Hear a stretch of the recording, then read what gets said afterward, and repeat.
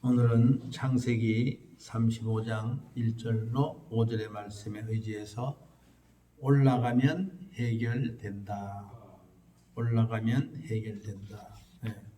어디를 올라가야 되는가? 오늘 말씀 중에 큰 은혜 임하기 원합니다. 네. 오늘은 특별히 이 두려움에 대해서 서로 생각해보는 시간을 갖기를 원합니다. 네. 오늘 우리 교동문에서 두려움. 네.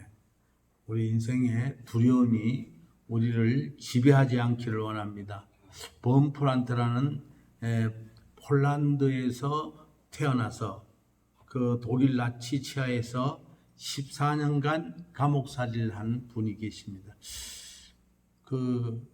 그분이 옥중에 갇혀 있을 때 성경을 읽다 보니까 두려워 말라.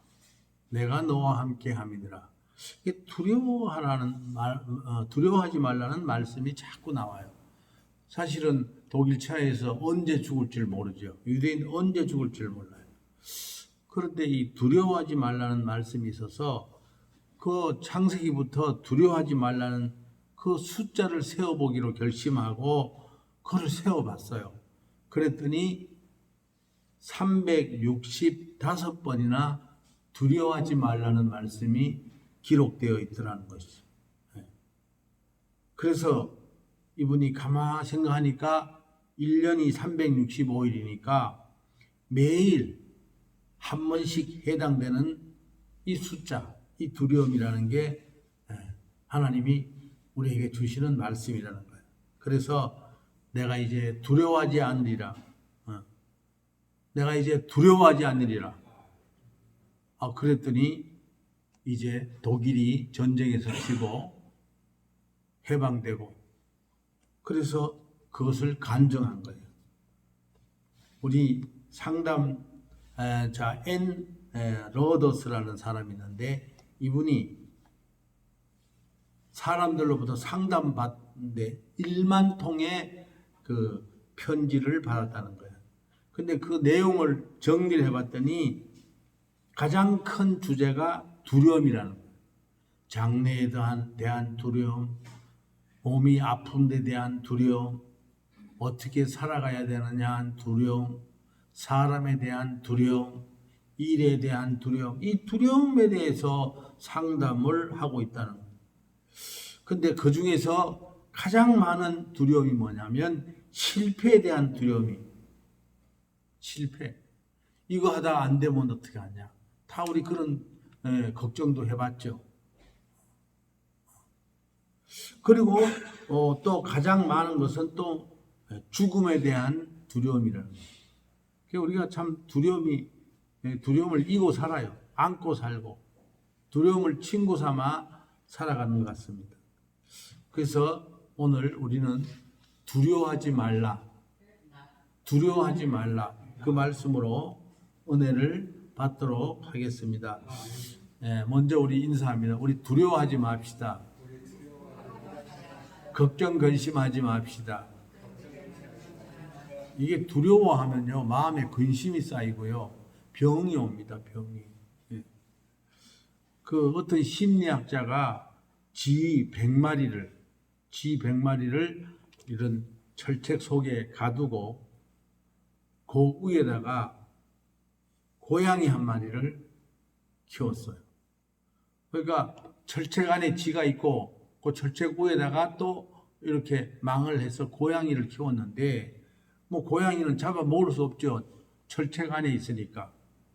그런데 이 100일이 지난 다음, 올해도 걸린 게 아니라 석 달 지난 다음에 이 쥐들을 꺼내서 해부를 해봤다는 거예요. 해부를 해봤더니 대부분의 쥐가 100마리 중에 대부분이 뭐냐? 심장병이 있고요. 심장병. 위에 고양이가 있으니까 무서워서 두려워서 대부분의 쥐가 심장병에 걸리고 또 이장병으로 고생하고 있다는 사실을 알아냈다.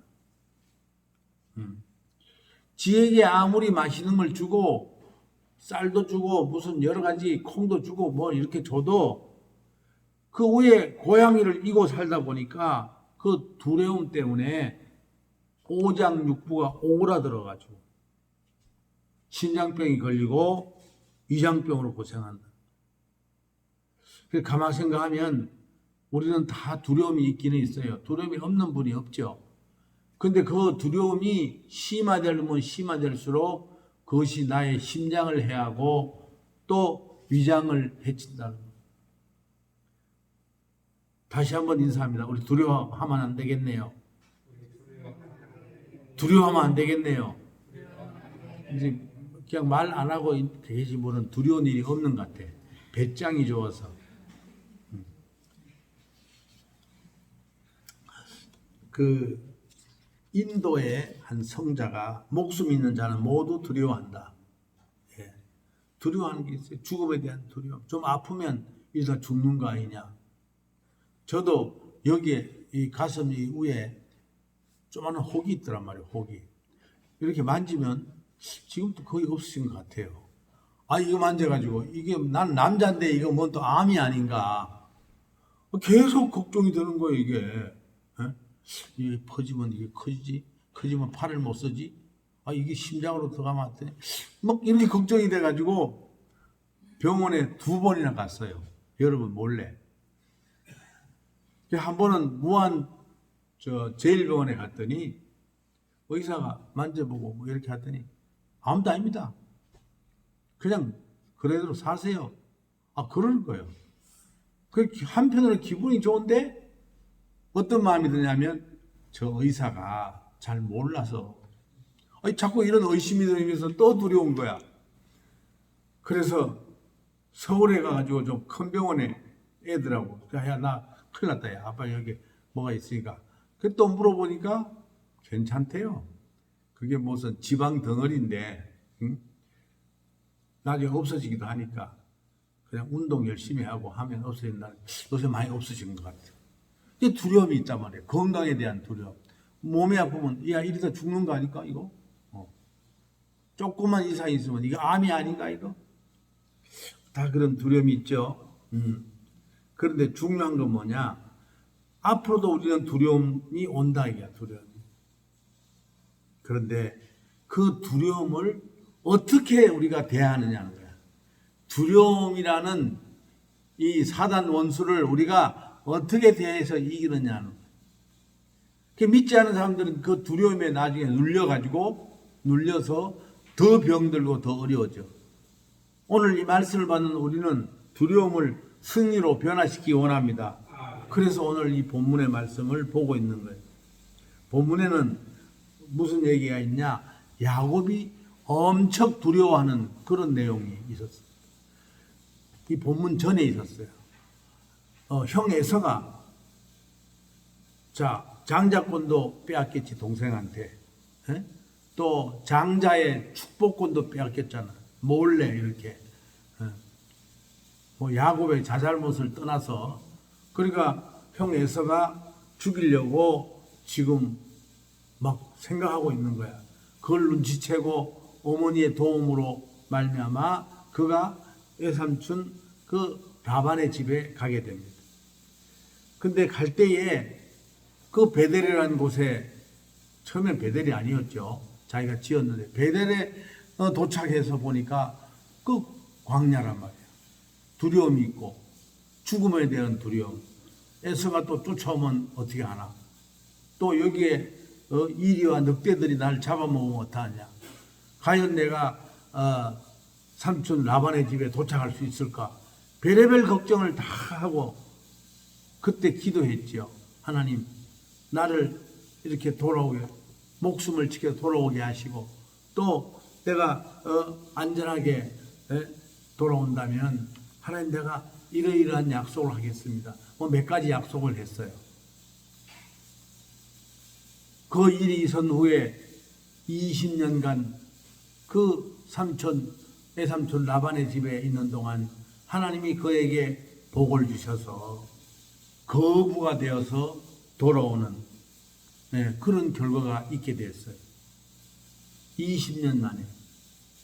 아내도 4이나 되고 또 자녀들은 13이나 됐습니다. 그리고 수많은 약대들, 양과 여러 가지 부자로 돌아오는 거야. 부자.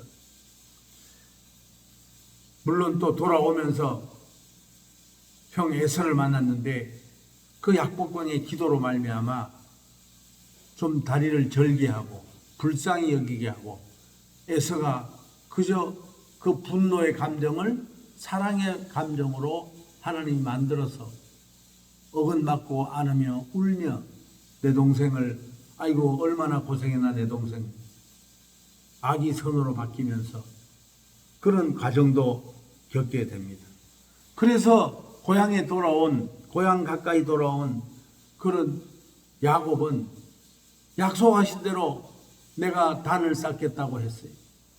하나님의 전을 짓겠다고 하고 또 하나님께 영광 돌리기로 하고 뭐 여러 가지 약속을 했는데 깜빡 잊어버려요. 깜빡 잊어. 그런데 깜빡 잊은 적이 하루가 아니고 1년이 아니고 10년이나 그렇게 돼요. 10년. 하나님을 멀리했어. 그러자 12아들 외에 딸 하나 디나가 있었는데 그 디나가 그 강간당한 사건 또 그로 말미암아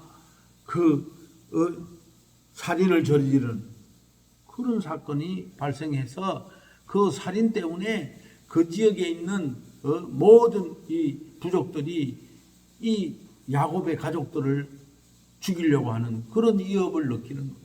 또 두려움이 온 거예요. 그 두려움이 계속 오는 거예요. 우리 인생은. 그 두려움 중에 그가 할 수 있는 유일한 것은 베델에서 나의 기도를 들으시고 응답하신 하나님, 약복강에서 그 죽음을 앞두고 기도하는 그 기도를 들으신 하나님, 그것을 기억하면서 기도합니다. 기도할 때에 오늘 이 본문의 말씀을 우리가 봅니다. 제가 1절을 한번 다시 보겠습니다. 하나님이 야곱에게 이르시되, 이제 기도했더니 하나님이 응답하시는 거야.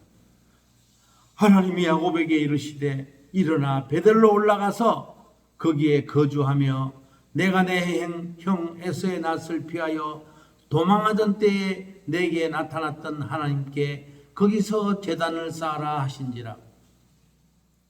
너 옛날에 어려울 때 생각해. 너 옛날에 힘이 들어서 기도할 때 생각해. 너가 정말로 베델에서 두려워서 떨며 나한테 기도한 생각을 해봐. 너 힘들고 어려울 때 생각을 해봐. 너가 두려워 떨며 나한테 기도할 때 내가 다 들어주었잖냐. 내가 너의 하나님이야. 내가 너의 하나님이야. 약복강에서도 너의 기도를 들었고 베델에서도 너의 기도를 들었고 너가 삼촌 라반의 집에서 힘들고 어려울 때에 겉보리 서말만 있어도 처갓하지를 안 한다는 그 처갓집에서 외삼촌 집에서 그 수많은 어려움 속에서 너가 힘들고 어려울 때 양떼를 몰며 나에게 기도하던, 그래서 내가 20년 만에 너를 거부로 삼아줬고 내가 지금 너를 형통하게 하시고 내가 너를 건강하게 하시고 내가 너에게 복을 주었구만. 너는 어째 10년이나 약속을 어기며 이방 신선을 섬기며 나를 외면하는가. 이제 너는 다시 베델로 올라가라. 즉 다시 여기서 너가 처음 나에게 목숨 걸고 기도하던 그때로 돌아가라는 거예요.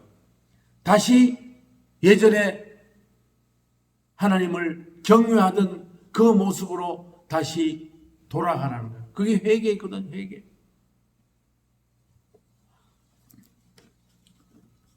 그래서 오늘 본문 2절에 야곱이 이렇게 결심을 합니다. 야곱이 이에 자기 집안 사람과 자기와 함께 모든 자에게 이르되 너희 중에 있는 이방 신상들을 버리고 자신을 정결하게 하고 너희들의 의복을 바꾸어 입어라. 3절 첫째 줄만 읽으면 우리가 일어나 베델로 올라가자. 말씀에 순종하는 야곱. 아멘. 그러므로 하나님은 그를 사랑해서 12아들을 택한 백성, 야곱의 이름은 이스라엘로 해서 지금도 우리는 이스라엘 민족이라고 하고 있습니다. 우리는 두려워하지 아니하고 두려울 때마다 어찌 우리가 두려움이 없겠어요. 기도하는 저와 여러분 되시길 원합니다. 요한일서 4장 18절에 보면 두려움에는 형벌이 있다는 거예요. 두려워 말라는 거예요. 욥기서 3장 25절에 보니까 실제로 욥이 두려워하다가 형벌을 당하는 거예요. 두려워하면 그대로 되는 거예요. 시편 41편 10절에 보면 어떤 일을 만나도 두려워하지 말라. 믿음의 사람에게 다가온 두려움이란 것은 우리가 기도함으로 그 어려움이 다시 복으로 바꿔진다는 거예요. 아멘. 힘들고 어려운 일이 있습니까? 이제 기도함으로 그 화가, 두려움이, 어려움이 복으로 변화되는 저와 여러분 되시길 축원합니다. 축원합니다. 워싱턴에 가면 링컨이 애용하던 성경이 있습니다. 그 성경은 아주 오래돼가지고 손때가 묻었지만은 특별히 어느 부위에 가면 아주 그냥 낡아가지고 손때가 더 묻은 데가 있대요.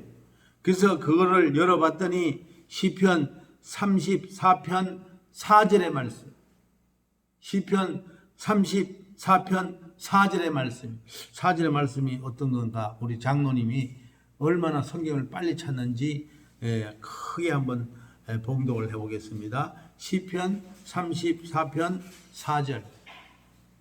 내가 여호와께 간구하며 내게 응답하시고 내 모든 두려움에서 나를 건지시도다. 두려움에서. 링컨은 그 남북 전쟁 당시에 얼마나 두려웠겠어요. 목숨이 두렵고 전쟁에서 지는 것이 두려웠고 또 여러 가지 상황이 두려웠고 앞으로 내가 이길 수 있느냐, 앞으로 이 미국이 보존될 수 있느냐, 별의별 여러 가지 두려움이 있을 거 아니에요. 그래서 그는 그 두려움을 어떻게 해결했냐? 시편 34편 4절을 두려워할 때마다 그것을 꺼내서 보면서 두려움에서 나를 건지시는 아버지, 하나님을 내가 믿사오니 하나님이 인도해 주옵소서. 하나님은 반드시 대답해 주십니다. 응답해 주십니다. 나는 그것을 믿습니다. 모든 두려움에서 나를 건져줄 줄로 믿습니다. 그는 거기서 힘을 얻습니다. 그리고 결국은 불리했던 전쟁에서 승리해서 오늘날 미국을 이렇게 건재하게 만들었습니다. 얼마나 우리가 두려움에서 승리해야 되는가를 잘 이야기하고 있는 것입니다. 그 월리스 라이머라는 사람이 있는데 이 사람은 2차 대전에 전쟁에 나가서 그 고생을 했어요. 그 전쟁터에서 포가 떨어지고 막 그렇게 되는 거야. 그런데 여러분 생각에 전쟁 나가면 뭐 장난같이 아니요. 언제 죽을지 모르는 두려움이 있지요. 죽음에 대한 공포. 전쟁에서 지면 어떻게 하나 공포. 그런 두려움에서 그가 뭐라고 했냐? 하나님이 나를 살려주시면 내가 고향에 가서 예배당을 짓겠습니다. 하나님이 내가 이 전투에서 내가 지금 여기에서 하나님이 나를 살려주신다면 내가 고향에 돌아가서 예배당을 짓겠습니다. 그거를 여러 번 되뇌면서 그가 기도했다는 거예요.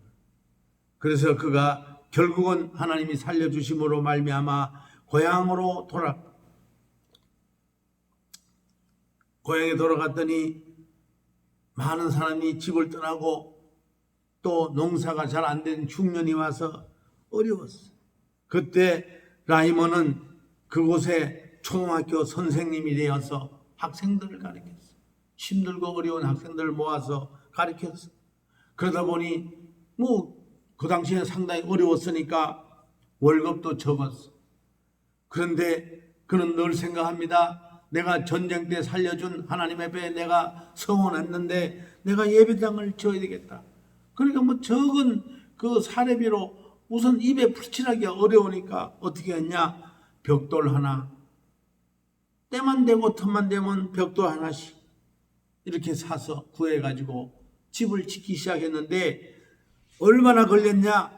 35년이 걸렸다는 거예요. 예배당을 35년을 지었어요. 그런 거 보면 하나님이 우리 예배당 주신 거 정말로 크신 은혜라고 생각합니다. 우리 감사하면서 박수 한번 해봐.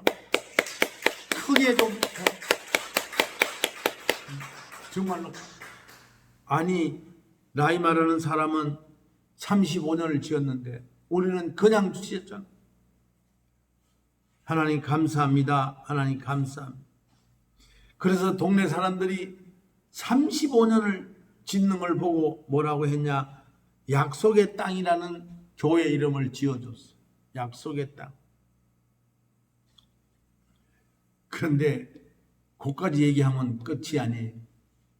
이상하게 그 예배당에서 매배를 드리면 마음이 편안해집니다. 또 예배 참석만 하면 좋은 일이 자꾸 일어나는 거예요. 그러니까 소문이 퍼지기 시작하는 거예요. 우리 교회도 그렇게 소문이 퍼지길 원합니다. 그래가지고 하루에 1000명이 넘는 관광객들이 와서 기도하고 즉시도 해결되고 돌아가서 해결되고 그게 자꾸 소문이 나가지고 이 교회가 그렇게 유명하게 됐다는 거예요. 시골 교회라 성도가 얼마나 없는데 마치 어느 교회 같이? 우리 교회 같이 빈자리가 많은데 소문이 나서 거기 가서 기도만 하면 응답되어진다. 거기서 기도만 하면 회복된다. 거기서 기도하면은 풀린다. 이런 소문이 났다는. 사랑하는 우리 충만한 교회 성도 여러분, 하나님께서는 우리를 사랑하시고 또 우리가 어렵고 힘들 때 기도하면 들어주시는, 특별히 충만한 교회를 우리 작년에 세우시고 이제 하나님이 기다리시는 게 있어요. 바로 우리의 기도입니다. 사단은 역사해서 우리가 구둥에 있을 때도 새벽 예배가 뜨겁고 남촌 2층에 있을 때도 뜨거웠는데 요즘은 아주 냉랭해졌어. 오히려 더 뜨거워야 되는데 사단들이 당깁니다. 이부자리에서 당기고 침대에서 당기고 피곤하게 만들어서 못 나오게 하고 이러다 보니까 우리의 기도가 지금 식었어요. 오늘 다시 한번 여러분에게 권면합니다. 다시 우리가 베델로 올라가시기 원합니다. 아멘. 베델은 지금 하나님의 성전이에요. 또 예배입니다. 마음을 깨끗이 하고 다시 새롭게 출발하는 이 아침이 되기를 원합니다. 두려움을 떨쳐버리고 새로운 은혜를 받는 사랑하는 성도 여러분과 저가 되기를 예수의 이름으로 축원합니다. 기도합니다. 사랑의 아버지 하나님, 우리는 살면서 두려워할 수밖에 없는 인생길을 가고 있습니다. 그럴 때마다 우리가 기도함으로 두려움을 떨쳐버리게 하시고 또 기도함으로 모든 것이 풀리고 열려지는 복된 삶의 주인공을 다 되게 하여 주시옵소서. 예수님의 이름으로 기도 올리옵나이다. 아멘.